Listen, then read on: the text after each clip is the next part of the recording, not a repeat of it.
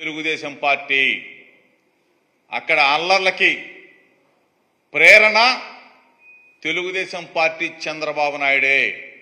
ఎక్కడ ఏది జరిగినా సరే రెచ్చగొట్టే కార్యక్రమం చేసింది చంద్రబాబు నాయుడే, తెలుగుదేశం పార్టీనే. మేము ప్రజాక్షేత్రంలో శాంతియుతంగా ఉన్నాం, మేము ప్రజల పక్షాన ఉన్నాం, ప్రజలు మా పక్షాన ఉన్నారు.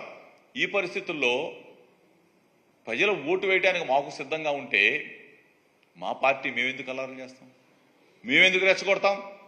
చంద్రబాబు నాయుడు అనే వ్యక్తి ఆరిపోయే దీపంలాగా ఉన్నాడు కాబట్టి, ఆరిపోతానికి సిద్ధంగా ఉన్నాడు కాబట్టి, తెలుగుదేశం పార్టీ అడ్రస్ గల్లంతు కాబోతోంది కాబట్టి ఈ రాష్ట్రంలో విధ్వంసాలు సృష్టించాడు, శాంతి భద్రతకు విఘాతం కలిగించాడు, వ్యవస్థలన్నిటిని కూడా అడ్డం పెట్టుకొని ఆ వ్యవస్థల్లో